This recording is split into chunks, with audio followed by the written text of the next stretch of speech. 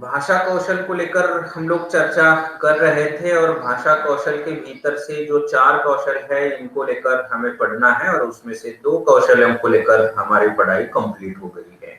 आज हम लोग वाचन कौशल पर लेकर चर्चा करेंगे और आधे घंटे के भीतर ये जो छोटा टॉपिक है ये अपना कंप्लीट भी हो जाएगा। और मैं आपको बता चुका हूँ इसके पहले कि आपको इसके पहले मैं माइक्रो नोट्स जो है अपलोड कर चुका हूँ और पीडीएफ फाइल जो डिस्क्रिप्टिव नोट्स के तहत जो है ये भी अपलोड कर चुका हूँ। अब देखिए ये हम लोग प्रयोजन मूलक हिंदी के भीतर का दूसरा टॉपिक खत्म करने की कगार पर है। मतलब आज वाचन कौशल कंप्लीट होगा, कल लेखन कौशल कंप्लीट होगा और इसके पश्चात बचता केवल एक ही टॉपिक है। तो आपकी एक तैयारी जो है होनी चाहिए, बनी रहनी चाहिए, ताकि आप परीक्षा की दृष्टि से तैयारी भी कर सकते हैं। जैसे ये टॉपिक दूसरा कंप्लीट हो जाएगा लेखन कौशल को लेकर, जैसे ही दूसरा टॉपिक कंप्लीट हो जाएगा हम लोग 10 अंकों का जो हर बार टेस्ट लेते हैं उस तरीके से टेस्ट भी लेंगे। वैसे इसको लेकर जो टेस्ट के 10 क्वेश्चन जो होने चाहिए वो तैयार करके मैं रख चुका हूँ और इसको केवल अपलोड करना बाकी है, उसको भी हम लोग करेंगे। तो आप मानकर चले तीसरा टॉपिक जो बचा हुआ है, वैसे मैं हर साल बच्चों आप अपनी जिम्मेदारी पर इसको करेंगे, लेकिन अपने पास समय है तो मैं इसको पढ़ा भी दूंगा, आपको कोई मुश्किल नहीं है। तो आज हम लोग चर्चा करेंगे वाचन कौशल को लेकर। अभी मैं आपको स्क्रीन शेयर कर देता हूं, आप ध्यान में रखिए। कुछ दिनों से मैं जो है आपके लेक्चर जो है रिकॉर्ड कर रहा हूं, इसलिए थोड़ा सा रुक कर जो उसका स्क्रीन शेयरिंग जो है बाद में करना चाहिए उस तरीके से मैं कर रहा हूं। अभी आपको स्क्रीन मेरा दिखेगा और देखिए आपकी स्क्रीन पर अभी वाचन कौशल को लेकर जो है मुद्दे दिख रहे हैं। इसके पहले हम लोगों ने श्रवण कौशल को लेकर इन मुद्दों का विश्लेषण किया, इसके बाद भाषण कौशल को लेकर ये जो मुद्दे हैं इसको विश्लेषित किया है। आज हम लोग वाचन कौशल को लेकर चर्चा करेंगे। दूसरी बात, यहाँ पर मैं पीडीएफ फाइल जो पहले आपके लिए जानकारी के लिए ऑनलाइन टीचिंग का जो आपका क्लास है उसमें ये अपलोड कर चुका हूँ। आपको दिखेगा अभी स्क्रीन पर कि वाचन कौशल को लेकर ये आधा पन्ना है और फिर दूसरा एक आधा पन्ना, मतलब कुल मिलाकर आपके किताब के भीतर जो सामग्री है वो केवल और केवल एक पन्ने की है। अब आपका कौशल होगा, आपकी बौद्धिक क्षमता होगी कि वाचन कौशल को लेकर आपको 5 अंकों के लिए पूछा गया तो किस तरीके से इसको ज्यादा कर सकते हैं। तो ज्यादा करने का तरीका या ज्यादा ठीक से समझना और विश्लेषित करने को लेकर आप ध्यान में रखेंगे कि अभी जो स्क्रीन पर आपके मुद्दे दिख रहे हैं ना, ये मैं पीपीटी के तौर पर भी अपलोड कर चुका हूँ और वर्ड फाइल भी अपलोड कर चुका हूँ। तो आप इसको देख सकते हो, इसको लिख सकते हो, आप अपने नोटबुक में इसको लिखें और समझे इन मुद्दों को। मुद्दे मैंने कहीं किसी दूसरी किताब से निकाले ऐसी बात नहीं है, जो हमारी पढ़ाई के लिए रखा हुआ है वही से निकाले, लेकिन इसको मुद्दों के साथ रखा है। नतीजे इसका लाभ हमारे लिए ये होगा कि हम लोग इसको लिख सकते हैं, इस पर 2-2 वाक्य 3-3 वाक्य भी लिखेंगे तो 2-1 पन्ने आराम से हो जाते हैं। तो ये तकनीक पढ़ाई के तौर पर और मुद्दे बनाने के तौर पर जो होती है उसको आप ध्यान में रखेंगे। देखिए इसमें जो मुद्दे हैं, पहला मुद्दा है तात्पर्य, दूसरा है परिभाषा या डेफिनेशन को लेकर, तीसरा जो है भाव ग्रहण का महत्वपूर्ण साधन, मस्तिष्क का उच्च स्तरीय व्यापार, आधार, इसका अर्थ ग्रहण करने की योग्यता को लेकर सप्रयास अभ्यास आवश्यक। इसके 2 प्रमुख व्यापार है वाचन कौशल के और इसके उद्देश्य को लेकर। कुल मिलाकर ये 8 मुद्दे आपके पास उपलब्ध है और 7वां और 8वां मुद्दा जो इसमें फिर 2 और फिर 3 और 2 5 मुद्दे, मतलब 7 मुद्दे। तो कुल मिलाकर आप ध्यान में रखेंगे कि 14-15 मुद्दे आपके पास मौजूद है और इसमें से आपने 8-10 मुद्दे भी ध्यान में रखे, याद किया इसको और फिर परीक्षा के भीतर लेकर गए तो भी काफी है। तो देखिए पहला मुद्दा इसमें है तात्पर्य को लेकर, एक-एक मुद्दे को लेकर हम लोग चर्चा करेंगे ताकि आज ये वाचन कौशल को लेकर हमारी चर्चा भी कंप्लीट हो सकती है। तात्पर्य क्या है इसका? वाचन कौशल से तात्पर्य है सार्थक ध्वनियों के प्रतीक शब्दों को पढ़कर उसका अर्थ ग्रहण करना, उसके पश्चात उस पर अपना मंतव्य स्थिर करना और फिर इसके अनुरूप, इसके अनुसार हमें इसका व्यवहार करना। देखिए मैं दोबारा आपको बता देता हूँ श्रवण कौशल के भीतर जाकर। श्रवण कौशल का तात्पर्य देखते वक्त हम लोगों ने चर्चा की थी, श्रवण का संबंध सुनने की क्रिया से। हम लोग पहले सुने, परंतु कैसे सुने? ध्यान पूर्वक सुने।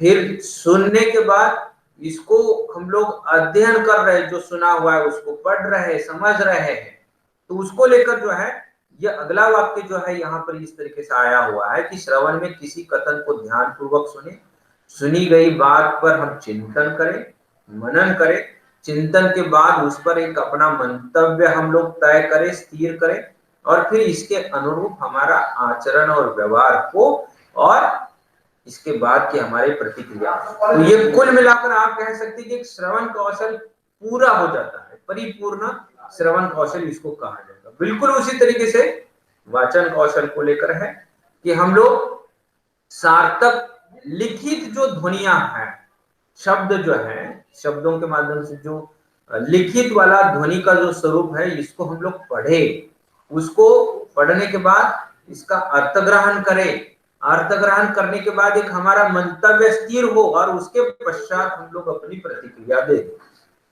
जैसे समझ लीजिए आपको सवाल पूछा गया परीक्षा के भीतर, टिप्पणी के तौर पर पूछा है, आप कल्पना करें कि वाचन कौशल पर प्रकाश डालिए, तो आपने इस प्रश्न को लेकर पढ़ा, इसको मतलब एक वाक्य लिखा हुआ है, इसको पढ़ा। अब इसको लेकर आपकी एक तैयारी होती है, पढ़ा हुआ होता है, इसके पहले दिमाग में आपकी जानकारी होती है। अगर प्रश्न आपने पढ़ा और इसकी प्रतिक्रिया नहीं दी तो क्या होगा? बालकृष्ण, कोमल, रेणुका, जितने बच्चे क्लास के भीतर है, प्रतिक्रिया दे दो कि आपके पास क्वेश्चन पेपर है, प्रश्न पत्रिका है आपके सामने, और आपने प्रतिक्रिया नहीं दे दी तो क्या होगा? आप परीक्षा दे रहे हो, आप समझ लीजिए, तो क्या होगा? प्रतिक्रिया नहीं दे दी मतलब क्या होगा? फेल होंगे सर, हमें मार्क्स नहीं मिलेंगे, बराबर है। तो ये आप ध्यान, आपका आपको प्रश्न पूछा गया है, तो आपने अगर प्रतिक्रिया नहीं दे दी, मतलब प्रतिक्रिया देना मतलब क्या करना है? आपको लिखना है, उत्तर पत्रिका में आपको प्रश्न का उत्तर लिखना है। वो शॉर्ट आंसर है या डिस्क्रिप्टिव है, वर्णनात्मक है, विश्लेषणात्मक, बड़ा उत्तर है या फिर छोटा उत्तर है, ये आपको उस जगह पर तय करना है, और उस तय करने के बाद आपको प्रतिक्रिया देनी है, मतलब उत्तर लिखना है। तो ये उत्तर अगर आपने ठीक से लिखा नहीं, अच्छे ढंग से लिखा नहीं, तो आपका नुकसान है। तो यहाँ उस नाते आपको जो सवाल पूछा गया उसकी प्रतिक्रिया देनी। उसी तरीके से मैं अभी अगर कह रहा हूं, या फिर आदेश दे दिया है आपको, या फिर आपको स्क्रीन पर दिख रहा है, आप इसको पढ़ रहे हो और आपको लगा कि अरे ये मुद्दे हमारे लिए उपयोगी, अभी लिखना चाहिए या इसके बाद उसको खोलकर लिखना चाहिए, ये मैंने मेरी सुविधा के लिए अपलोड नहीं किया है, आपके लिए ये जानकारी उपलब्ध हो और आप इसको आपकी नोटबुक में इसको लिखे, इसीलिए अपलोड किया। तो आपकी जिम्मेदारी बनती है इसको लिखे, तो आपकी प्रतिक्रिया यहाँ पर होनी चाहिए। तो ये प्रतिक्रिया नहीं हो गई, आपने केवल देखा और छोड़ दिया, तो इसका अर्थ है कि ये वाचन कौशल आपका कंप्लीट नहीं हुआ, पूरा नहीं हुआ। तो उस नाते आप ध्यान में रखें कि शब्दों के रूप में और प्रतीकों के रूप में जो ध्वनियां होती है, कागज पर उपलब्ध होती है, इसको हम पढ़ रहे हैं, पढ़ने के बाद इसका अर्थ ग्रहण कर रहे हैं, अर्थ ग्रहण करने के बाद एक हमारा मंतव्य और एक हमारा विचार दिमाग के भीतर तय होता है और स्थिर होता है, और उसके हिसाब से हम लोग प्रतिक्रिया दे देते हैं। जैसे समझ लीजिए श्रवण कौशल के आधार पर आदेश होते हैं, उसी तरीके से वाचन कौशल के भी आधार पर होते हैं। जैसे समझ लो आप गाड़ी चला रहे हो और आपको प्रतीक चिन्हों के तहत या शब्दों के तहत दाएं मुड़े, बाएं मुड़े, आप पार्किंग करें, पार्किंग न करें, इस तरीके की सूचनाएं होती है। समझ लो आपको पार्किंग न करने को लेकर सूचना है और आपने उस जगह पर पार्किंग किया, तो इसका अर्थ है कि आपको जो आदेश दे दिया गया है उसके विरुद्ध आप अपने बर्ताव को रख रहे हो, या आप उसको महत्वपूर्ण नहीं मान रहे हो, ध्यान नहीं दे रहे हो, गाड़ी पार्क करके आप निकल गए, तो ट्रैफिक सिग्नल वाले या ट्रैफिक पुलिस आ जाएगी, आपकी गाड़ी को उठाकर लेकर जाएगी। आपकी फोर व्हीलर कार अगर है तो हो सकता है वो आगे के और पीछे के पहियों को लॉक कर देंगे, या फिर उनके पास टोइंग वैन है, तो आपकी गाड़ी को आगे से उठाकर वो लेकर जाएंगे, आप पछताएंगे कि अरे हमने पटाखों में। तो इसका अर्थ है कि हमारे लिए पढ़ाई के लिए जो रखा हुआ है उसको नहीं पढ़ा, नतीजन उसका नुकसान हमें भुगतना पड़ा है। तो ये हमें उसी तरीके से ध्यान में रखना है, और ये तब जाकर परिपूर्ण होगा। वाचन कौशल कब कंप्लीट होगा, कब पूरा होगा, कि जो ध्वनि प्रतीक चिन्ह है लिखित स्वरूप में, इसको हम पढ़ रहे हैं, इसका अर्थ प्राप्त कर रहे हैं, फिर हमारा एक बौद्धिक मंतव्य स्थिर हो रहा है, हमारा विचार, और फिर उसके पश्चात हम लोग व्यवहार कर रहे हैं, तब जाकर ये वाचन कौशल पूरा होगा। परिभाषा के तहत एक वाक्य है कि सामान्य अर्थ में पढ़ने की क्रिया अर्थात भाषा में प्रयुक्त लिपि प्रतीकों के पढ़ने पहचान की क्रिया को वाचन कहा जाता है, और ये हमें सिखाया जाता है पहली कक्षा के भीतर। मतलब हमें सबसे पहले लेखन के तौर पर, मतलब वो बहुत सारी चीजें पढ़ाई जाती है लेकिन सिखाई जाती है, पढ़ाई जाती कहने की अपेक्षा आप कहें कि सिखाई जाती है, लेकिन आपका टीचर आपको बोर्ड पर कुछ चीजें लिख देता है। सबसे पहले होता है स्वर और वर्णों को लेकर, या वर्णों को लेकर क ख ग घ, ये सारी चीजें वर्णमाला के तौर पर, या अंग्रेजी के भीतर ये से शुरू करके जेड तक ये पूरी चीजें पढ़ाई जाती है। और फिर हिंदी या देवनागरी लिपि के भीतर पढ़ाया जा रहा है तो वर्ण के बाद संयुक्त वर्ण पढ़ाए जाते हैं, स्वरों को लेकर पढ़ाई होती है, और फिर ये संयुक्त वर्ण और स्वर पढ़ाए जाने के बाद फिर एक आसान शब्द पढ़ाए जाने की कोशिश की जाती है। तो ये एक पाठ्यक्रम तय होता है, और ये पाठ्यक्रम तय होते वक्त आपको आपके स्तर और उम्र के हिसाब से जो है आपको पढ़ाया जाएगा, और फिर आपको उतने ही शब्द, आसान शब्द शुरुआती दौर में पढ़ाए जाते हैं। धीरे धीरे जो है आगे आपको संयुक्त वर्ण, संयुक्त वाक्य, थोड़ा सा कठिन और मुश्किल वाला जो है आपके स्तरीय हिसाब से जो है आपके उम्र के स्तर के हिसाब से पढ़ाया जाता है। तो ध्यान में रखें कि सामान्य अर्थ में पढ़ने की क्रिया, सामान्य अर्थ में हम वाचन कौशल किसको कहेंगे कि पढ़ रहे हैं, तो इसको अभी आप देखिए, आपके स्क्रीन पर भी है और मेरे स्क्रीन पर भी है, मैं इसको देख रहा हूं, मैं पढ़ रहा हूं, तो ये मेरी पढ़ने की क्रिया होगी। और इसके बाद मुझे प्रतिक्रिया क्या देनी है, आपको पढ़ाने के लिए इस तरीके की प्रतिक्रिया देनी है। मैं सोच रहा हूं, पढ़ रहा हूं, और फिर इसका विश्लेषण भी कर रहा हूं, तो लगातार 1 2 3 4 क्रियाएं जो है जारी है। तो पढ़ने की क्रिया अर्थात भाषा में प्रयुक्त लिपि प्रतीकों के पढ़ने पहचान की क्रिया को हम लोग वाचन कहते हैं, ये इसको वाचन कहा जा सकता है। अब देखिए तीसरा मुद्दा इसमें है भाव ग्रहण करने का महत्वपूर्ण साधन। अभी आप मुझे बता दें कि 4 कौशल है, एक है श्रवण, दूसरा है भाषण, तीसरा है वाचन, चौथा है लेखन। तो इन 4 कौशलों में से किन किन कौशलों के माध्यम से हम लोग भाव ग्रहण करते हैं? 2 प्रतिक्रियाएं होती है, एक होता है भाव ग्रहण करना और दूसरा होता है भाव प्रकटन करना। तो किन क्रियाओं के आधार पर, किन कौशलों के आधार पर हम लोग भाव ग्रहण करते हैं और किन कौशलों के आधार पर हम लोग भाव प्रकटन करते हैं, बता दो। देखो मेरे स्क्रीन पर जो नाम है उन्हीं को मैं पूछ रहा हूं, बालकृष्ण, कोमल, रेणुका, शिल्पा, श्रुति, शुभम और सुवर्ण। आप मुझे बता दो कि किन कौशलों के आधार पर हम लोग भाव ग्रहण करते हैं और किन कौशलों के आधार पर हम लोग भाव प्रकट करते हैं, बता सकते हो? भाषण के आधार पर भाव प्रकट करते। ओके, एक भाषण के आधार पर भाव प्रकट करते, फिर दूसरा और एक कौशल है जिसके आधार पर हम लोग भाव प्रकट करते हैं।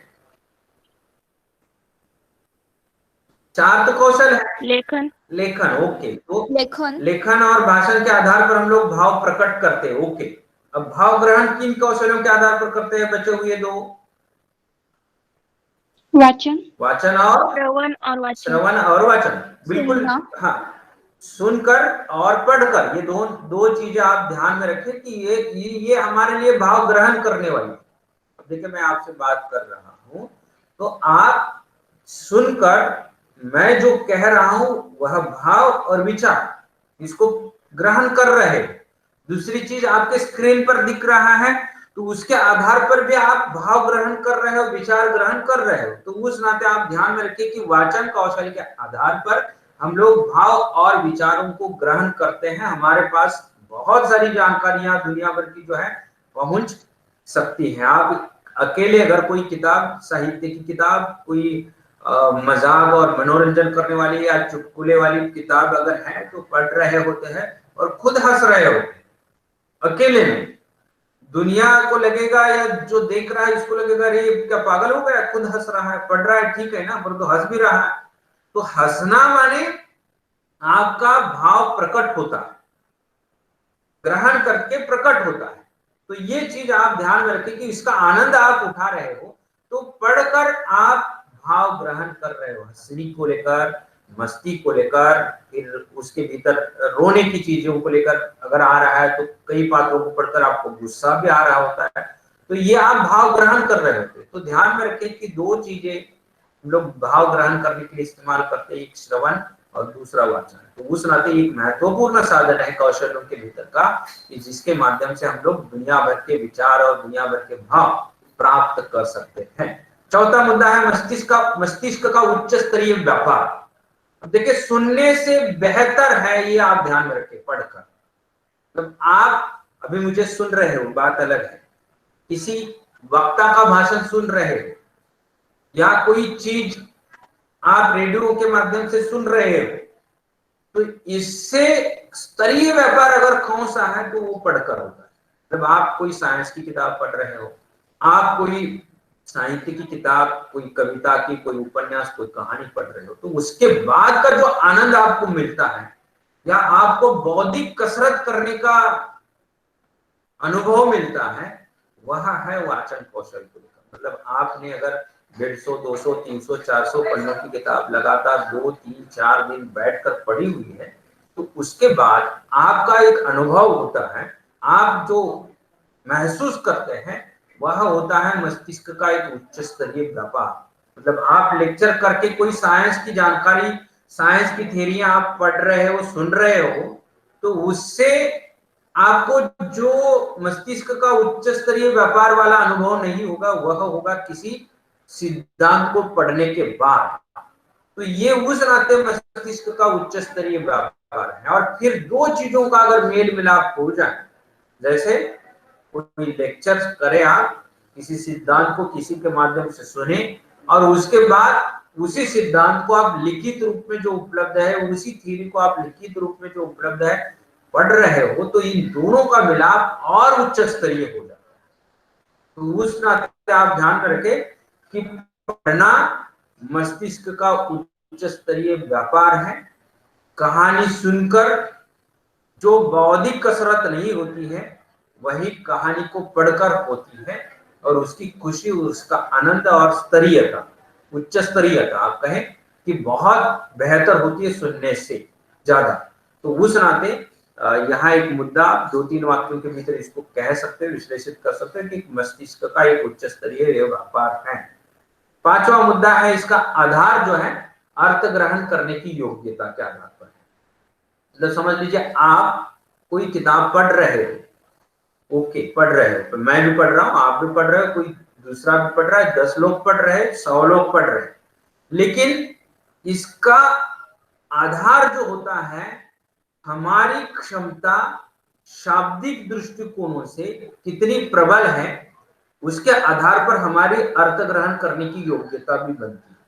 समझ लीजिए मैं हिंदी के भीतर के 1 से 10 और अतिरिक्त शब्दों को जानता हूं, हिंदी पर मेरा प्रभुत्व है, अंग्रेजी पर मेरा प्रभुत्व है, या दूसरी भाषाओं को लेकर मेरा प्रभुत्व है, तो उन किताबों को पढ़कर मेरा अर्थ ग्रहण एक उचित और योग्य जगह पर जाए।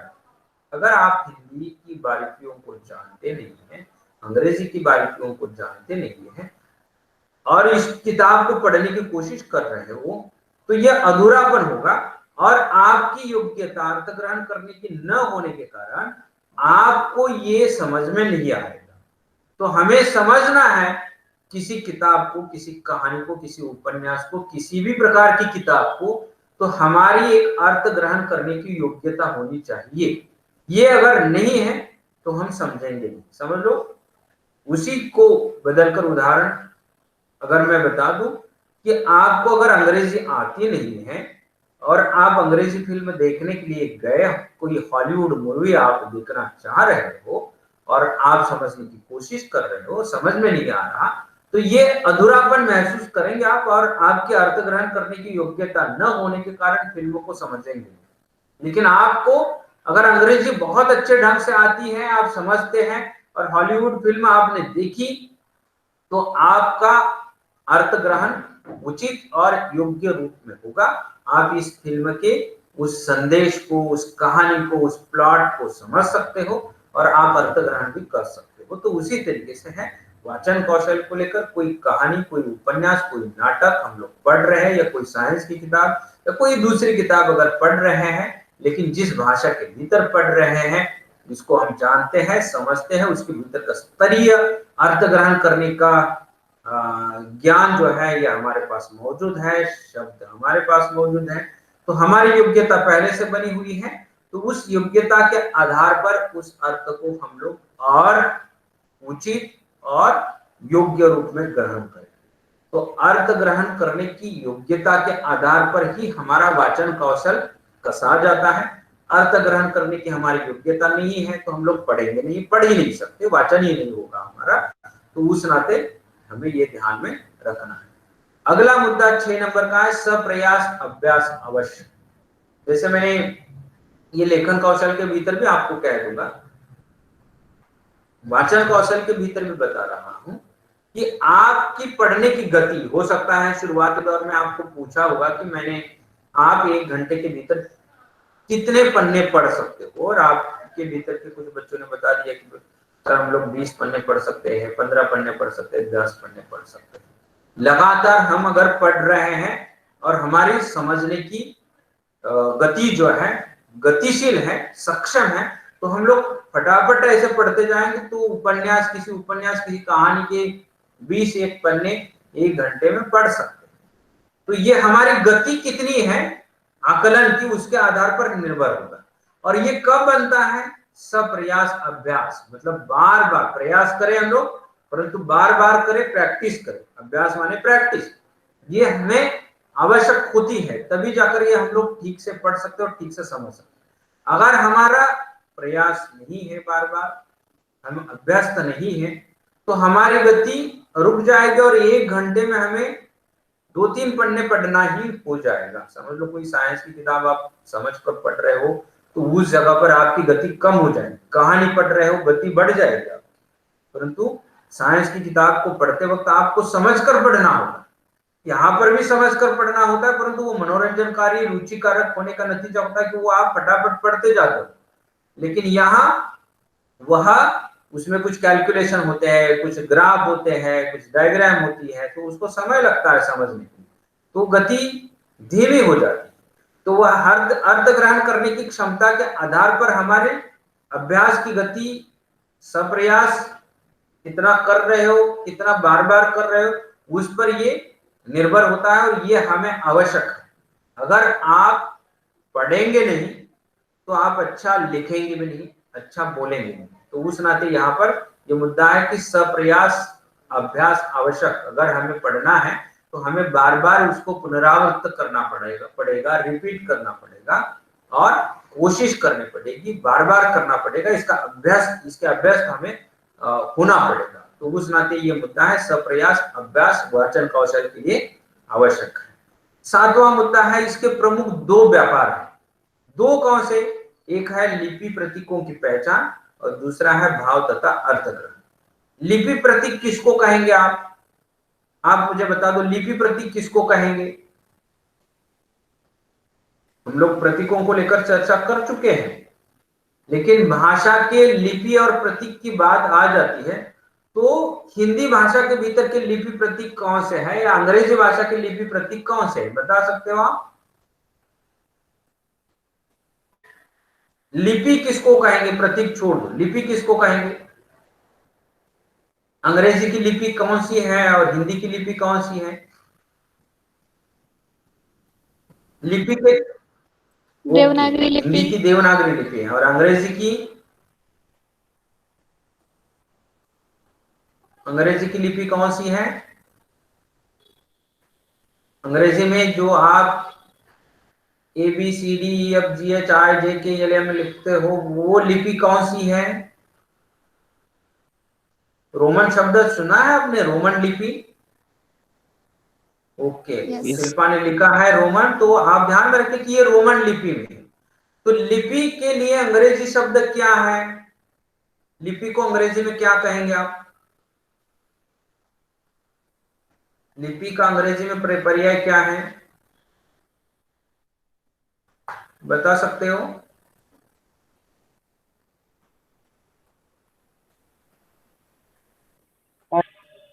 स्क्रिप्ट है या कोई दूसरा है? लिपि के लिए अंग्रेजी शब्द क्या है? देखो, स्क्रिप्ट है, मैंने आपको पहले बता दिया था, परंतु आपको अभी स्क्रीन पर दिख रहा होगा। लिपि के लिए अंग्रेजी पर्याय है स्क्रिप्ट। और स्क्रिप्ट का अर्थ स्क्रिप्ट के अर्थ जो है लिपि, आलेख, कथानक, लिखावट, पांडुलिपि, हस्तलेख।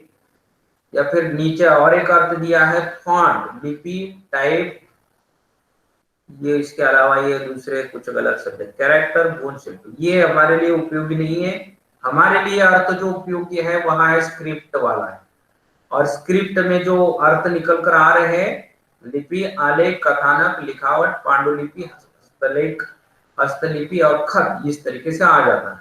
तो आप हमारे लिए अभी जो उपयुक्त है लिपि का अर्थ है वो स्क्रिप्ट के तौर पर। तो हम लोग लिपि के प्रतीकों की पहचान कर रहे हैं, तो स्क्रिप्ट के प्रतीक कौन से हैं? प्रतीक माने, प्रतीक शब्द का अर्थ क्या बता देंगे आप? प्रतीक शब्द का अर्थ क्या बता देंगे?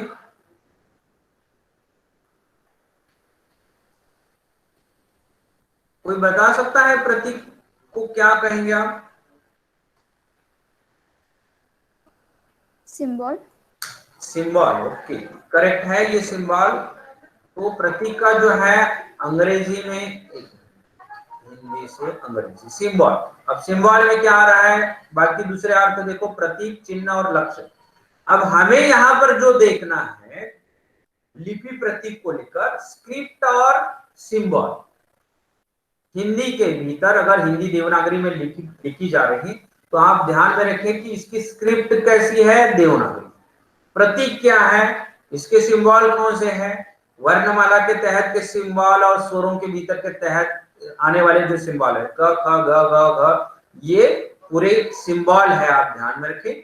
और स्वर मैं कह रहा हूं उसमें अ आ ई ओ और ये वाले जो है, ये ए वाला जो है, हम अ तक का जो है वो पूरा का पूरा स्वर, ये पूरे के पूरे जो है वो सिंबल, प्रतीक। अंग्रेजी के भीतर आप कह सकते हो कि ए ई आई ओ यू, ये स्वर, हालांकि ये फिर वर्णमाला के भीतर भी वहां पर आ जाते हैं, ABCDEFGHIJK जेड तक वाले 26 प्रतीक चिन्ह इसके कह सकते हैं, जिसमें स्वर और वर्ण ये दोनों भी होते हैं। तो इसको हमें सबसे पहले वाचन कौशल सिखाया जब जाता है स्कूल के भीतर पहली कक्षा में, जो हमें इसमें इसकी स्क्रिप्ट और सिंबल, इसकी पहचान हमें करवाई जाती है। तो ये अगर हम लोग ठीक से पहचान रहे हो ना, तो कोई दिक्कत नहीं, तो हम लोग इसको पढ़ सकते हो। सिंबलों को जोड़कर शब्द जो बन रहे हैं, इसको हमें अर्थ ग्रहण करने के नाते बाद में सीखना पड़ता है, वो अलग चीज है। लेकिन सिंबल अगर हमें पता चले तो ये हमें पहचान होने लगती है धीरे धीरे। तो स्क्रिप्ट और सिंबल, इसकी पहचान सबसे पहले जरूरी होती, किसी भाषा को लेकर हमें जानकारी हासिल करनी है तो यहाँ ये बात आप ध्यान में रखें। और स्क्रिप्ट और सिंबल को लेकर दूसरे पे अर्थ निकलते वो बात अलग है, लेकिन यहाँ पर यही अर्थ आपके लिए जरूरी है। दूसरा मुद्दा इसमें है भाव तथा अर्थ ग्रहण। हमारा पहला प्रमुख मुद्दा है, इसके प्रमुख दो व्यापार। पहला व्यापार लिपि प्रतीकों की पहचान, दूसरा है भाव तथा अर्थ ग्रहण। मतलब ये पहला व्यापार जब हम ठीक से सीख लेते हैं ना, तब जाकर भाव तथा अर्थ ग्रहण इसके पश्चात वाला होता है। धीरे धीरे धीरे धीरे धीरे हम लोग विकसित होते हैं और लिपि प्रतीकों के पहचान के बाद हम लोग शब्दों को समझते हैं, शब्दों के अर्थों को समझते हैं, फिर आगे चलकर हम लोग इसको वाक्यों के भीतर, परिच्छेदों के भीतर, पन्नों के भीतर ढालते हैं और फिर हमें अर्थ ग्रहण होता है। समझ लो, प्यास लगी है, ये 3 शब्द है। प्यास अलग से, लगी अलग से, या फिर पानी दो, ये अगर शब्द है, पानी ये अलग शब्द है, दो ये अलग शब्द है। तो पानी, पानी को बता देगा, दो ऑर्डर दे रहा है, आदेश दे रहा है। तो इसका अर्थ क्या होगा गया कि एक व्यक्ति किसी दूसरे व्यक्ति को आदेश दे रहा है पानी देने का, तो उसके पश्चात उसकी प्रतिक्रिया है। या कोई लिखित स्वरूप में आपको कागज दिखा रहा है कि पानी दो, तो कोई व्यक्ति इसको पढ़कर आदेश समझ लेगा और पानी लाकर देगा। तो ये होगा भाव और अर्थ ग्रहण करने की प्रक्रिया के तहत। मतलब मैंने अगर पानी मांगा हुआ है तो मेरा भाव क्या है, इन 2 शब्दों को लेकर सामने वाला व्यक्ति समझेगा और वो अर्थ ग्रहण करेगा और उसके बाद इसकी प्रतिक्रिया रहेगी, वो पानी दे देगा। तो ये जो है अर्थ ग्रहण और भाव ग्रहण को लेकर, तो ये वाचन कौशल के तहत होता है। वाचन कौशल आप पढ़ रहे हो, कोई भी जानकारी हासिल कर रहे हो, तो उसके पश्चात आपकी जो प्रतिक्रियाएं बनती है वो होती है, आप अर्थ ग्रहण भी करते हो और भाव ग्रहण भी करते हो। तो ये प्रमुख 2 व्यापार लिपि प्रतीकों की पहचान और भाव तथा अर्थ ग्रहण करने को लेकर आ जाते हैं। 8वां प्रमुख मुद्दा है, इसके उद्देश्य क्या है, हम लोग क्यों पढ़े भाई, हमें अपने आप को पूछना चाहिए ना। तो क्यों पढ़े, इसके तहत 2-4 मुद्दे मैंने दे दिया है। भाषा का समुचित अधिकार प्राप्ति के लिए, भाषा पर समुचित अधिकार प्राप्ति के लिए हमें पढ़ना चाहिए। समझ लो, मैं कहूं कि आपको कि भाई आप उपन्यासों को पढ़े, कहानियों को पढ़े, नाटकों को पढ़े भी, देखे भी, सुने भी, अगर मैं कह रहा हूं तो ये आप सवाल पूछ सकते हो कि क्यों पढ़े हम लोग। इसलिए पढ़े हम लोग कि हमें हिंदी या अंग्रेजी या किसी भी दुनिया भर की भाषा पर असाधारण प्रभुत्व पाना है, भाषा पर अधिकार प्राप्त करना है, इसीलिए हमें पढ़ना चाहिए। अगर मैं कह रहा हूं कि आप अखबार पढ़े, तो अखबार क्यों पढ़े, भाषा पर एक असाधारण प्रभुत्व आपका होगा और जानकारी भी आपको प्राप्त होगी। दूसरा मुद्दा है ज्ञान प्राप्ति के लिए जानकारी प्राप्त होगी, माने ज्ञान मिलेगा आपको। मैं अगर कहूं कि आपको इतिहास की ये किताब पढ़नी चाहिए या हिंदी की ये किताब पढ़नी चाहिए, क्यों पढ़े हम लोग, तो इसका उत्तर होगा कि ज्ञान प्राप्त होगा। तीसरा मुद्दा है इसमें विस्तृत धरातल पर मानवीय संपर्क स्थापित करने के लिए। अब देखिए, मानवीय संपर्क किस तरीके का, विस्तृत धरातल पर मानवीय संपर्क प्राप्ति स्थापित करने के लिए। समझ लो, मैंने आपको कह दिया कि भाई आप उदाहरण जो आपने पढ़ा होगा उसको लेकर, स्त्री और पुरुष, ये कहानी आपने पिछले साल पढ़ी, मैं आपको कह रहा हूं कि ये आपने पढ़ी नहीं होगी और मैं अभी आदेश दे रहा हूं कि आपको पढ़े, तो आप कहेंगे कि क्यों पढ़े हम लोग।